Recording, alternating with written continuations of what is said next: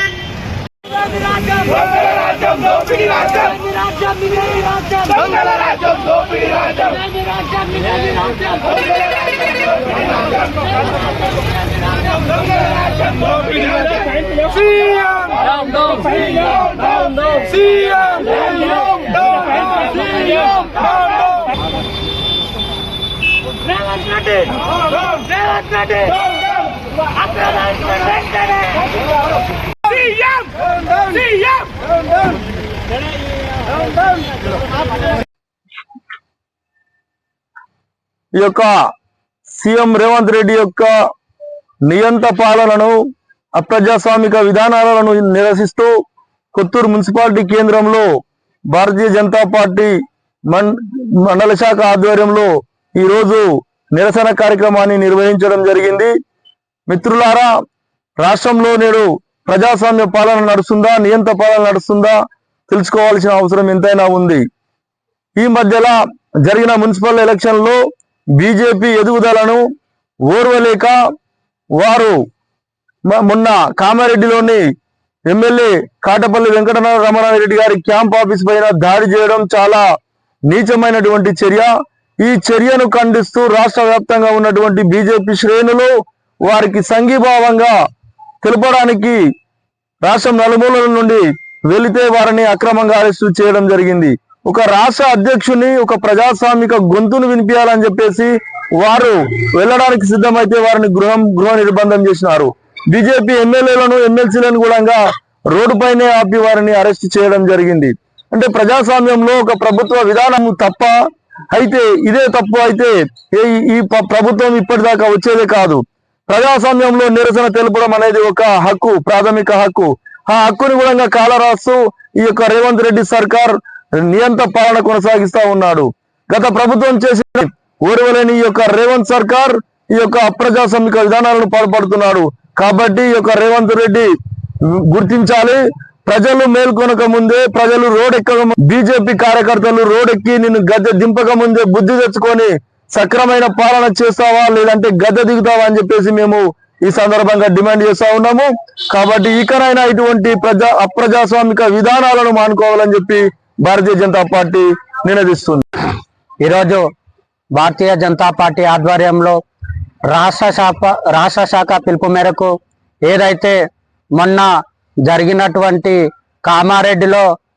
Kamareddy BJP శాసనసభ్యులు కాటపల్లి వెంకటరమణారెడ్డి గారి గృహంపై అక్రమ దాడి దృష్ట్యా నిన్న మా రాష్ట్ర అధ్యక్షులు వారిని పరామర్శించడానికి వెళ్తుండగా రాష్ట్ర అధ్యక్షుని సైతం అక్రమ అరెస్టులు చేసి నిర్బంధించడం జరిగింది.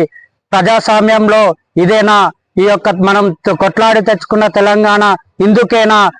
అక్కడ నిర్బంధాలు చేయడానికేనా అని ఈ యొక్క మన కొత్తూరు శాఖ తరఫున ఈరోజు ఈ యొక్క నిరసన కార్యక్రమాన్ని నిర్వహించడం జరిగింది. ఇందులో భాగంగా ఇక్కడ కూడా కొత్తూరులో కూడా మేము శాంతియుతంగా ఎవరిని ఇబ్బంది పెట్టకుండా నిరసన చేస్తుండగా ఈరోజు మమ్మల్ని పోలీసులు వచ్చి అక్రమ అరెస్టులు చేయడం జరిగింది.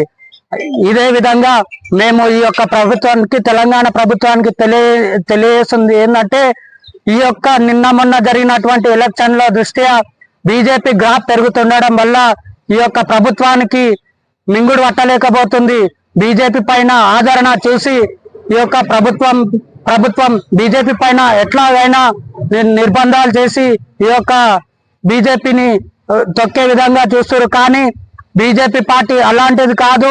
బీజేపీ వైపే తెలంగాణ రాష్ట్ర ప్రభుత్వం ఉంది.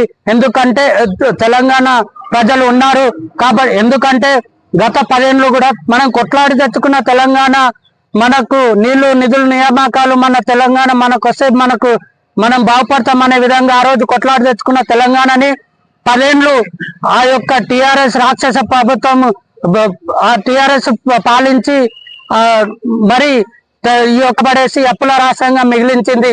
మరి ఈ యొక్క ప్రజలు ఏం ఆలోచించారు అంటే మళ్ళీ వేరే ప్రభుత్వం వస్తే ఏమన్నా మనకు అభివృద్ధి జరుగుతుందేమో అని కాంగ్రెస్ కి అవకాశం ఇస్తే కాంగ్రెస్ కూడా అంతా దోపిడీ చేసి ఇప్పుడు ఖజానాను మొత్తం కొల్లగొట్టి ఈ యొక్క తెలంగాణకు అభివృద్ధి శూన్యం చేసి దొంగ హామీలు ఇచ్చి అమలు కాని గ్యారంటీలు ఇచ్చి ప్రజలను మోసం చేశారు. కాబట్టి ఇలాంటి మోసపూరితమైన హామీలు ఇచ్చినందుకు తెలంగాణ ప్రజలు బీజేపీ వైపు మొగ్గు చూపుతున్నారు.